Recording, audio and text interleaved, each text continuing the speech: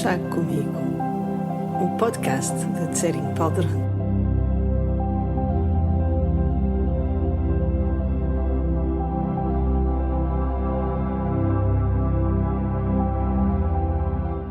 Estes episódios de podcast são chávenas de chá que eu partilho com os meus amigos, as pessoas que se conectam comigo e com a minha maneira de explicar o Dharma, com o meu entusiasmo pela vida, com os meus momentos de insustentável ternura.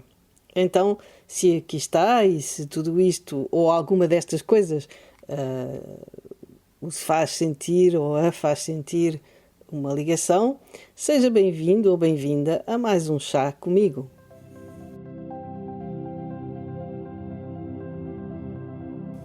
Quem começa a aproximar-se do budismo e particularmente do budismo tibetano não deixa de reparar que, embora haja muitos praticantes e simpatizantes do sexo feminino, os lamas e os instrutores são, na sua esmagadora maioria, homens. As imagens a que nos habituamos mostram monges vestidos de vermelho escuro, com chapéus coloridos e originais, e raramente se vêem mulheres. Essa será, porventura, uma das razões pelas quais ouço frequentemente perguntas sobre a posição da mulher no seio do budismo.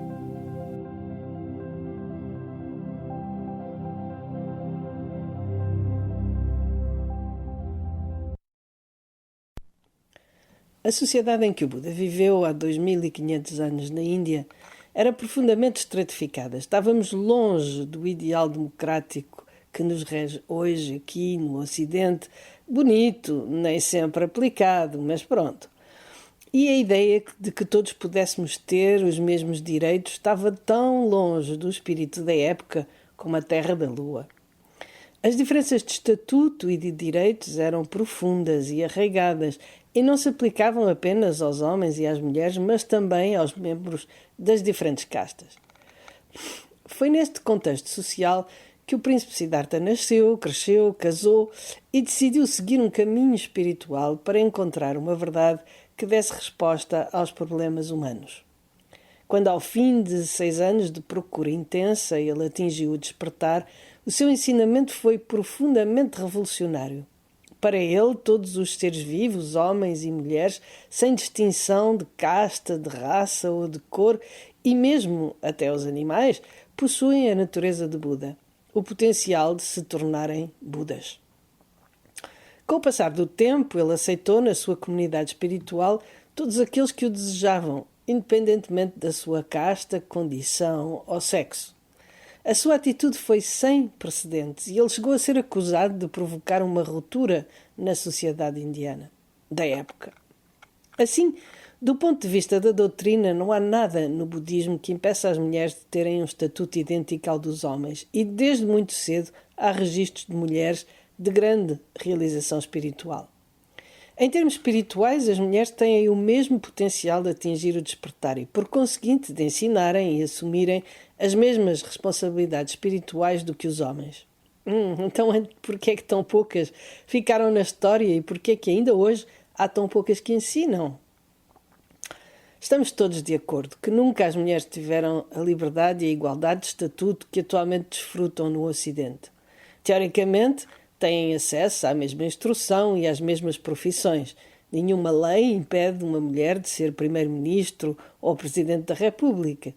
Então, porquê é que há tão poucas?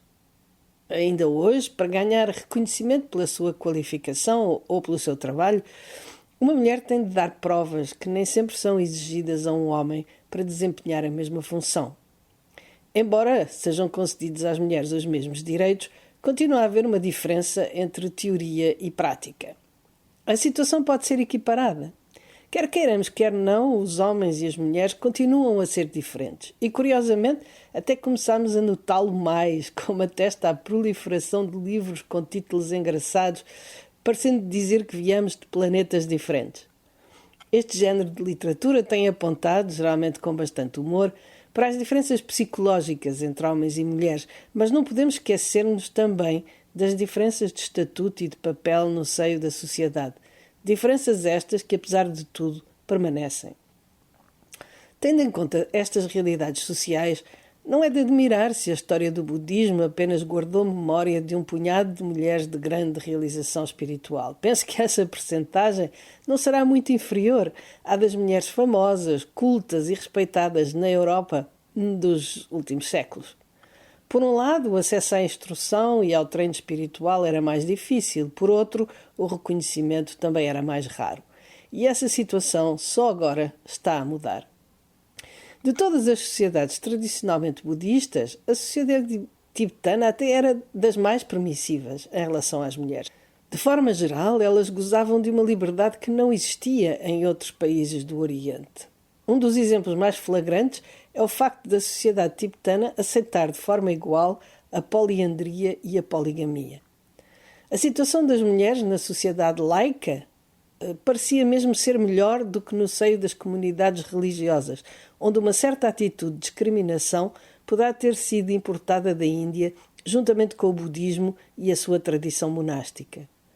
No Tibete, as condições de vida das monjas eram bastante más e as oportunidades de estudo e de formação eram muito inferiores à dos homens, ou talvez mesmo quase inexistentes. Apesar disso, algumas figuras femininas ficaram na história. Além dos condicionamentos sociais, as diversas abordagens do budismo também têm atitudes diferentes em relação às mulheres. Dos três tipos de budismo, o Theravada, o Mahayana e o Vajrayana, é o Vajrayana que mais as respeita. Certos textos do Vajrayana consideram como uma falta grave o desrespeito pelas mulheres, por elas serem o símbolo da sabedoria. E Padmasambhava, o mestre indiano que introduziu o budismo no Tibete, afirmou que, embora em termos de potencial não haja diferença, as mulheres são mais dotadas para a prática do Vajrayana do que os homens. Algumas pessoas que estão ao corrente acham estranho que o número de votos tomados na ordenação completa monástica seja superior para as mulheres do que para os homens.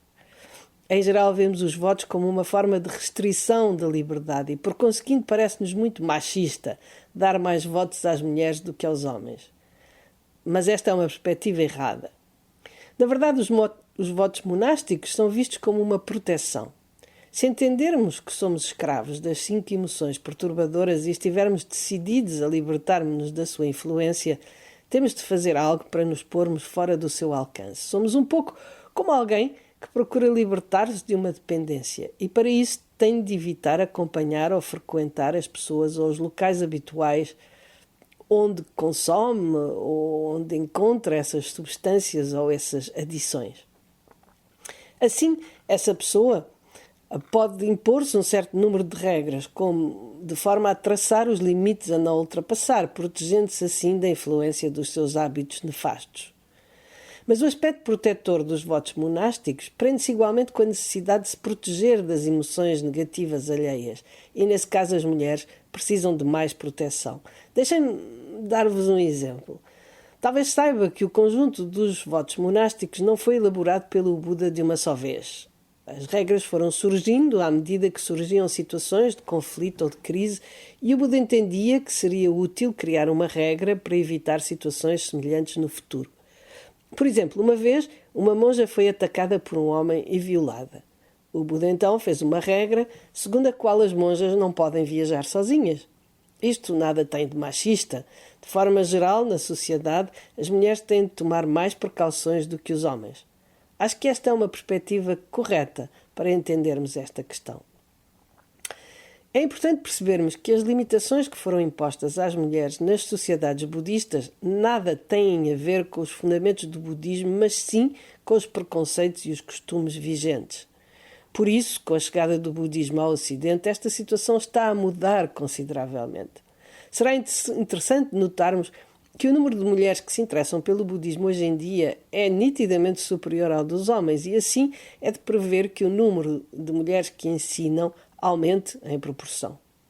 Penso até que, para desmistificar este problema, o próprio Dalai Lama já afirmou inúmeras vezes que a sua próxima encarnação poderá ser feminina.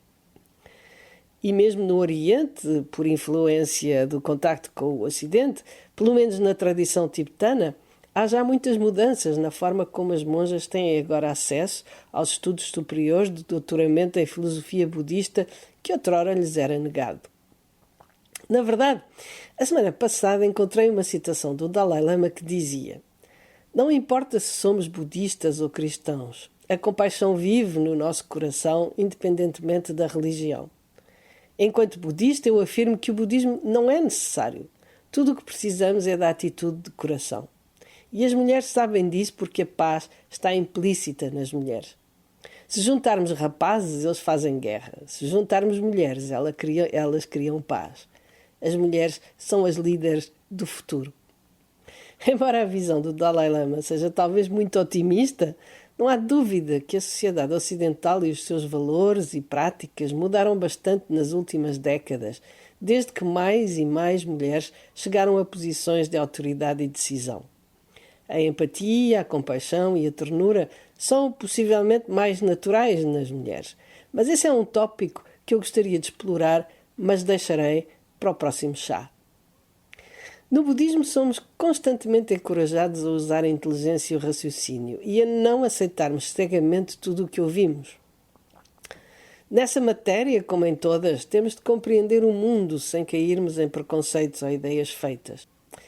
Mesmo se o potencial masculino e feminino em termos de realização espiritual é idêntico, isso não significa que os homens e as mulheres sejam iguais, pensem e sintam da mesma forma ou possam abstrair-se dos condicionamentos sociais vigentes.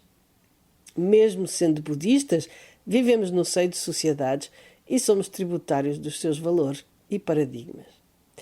E por hoje é tudo. Até ao próximo chá. Fique bem!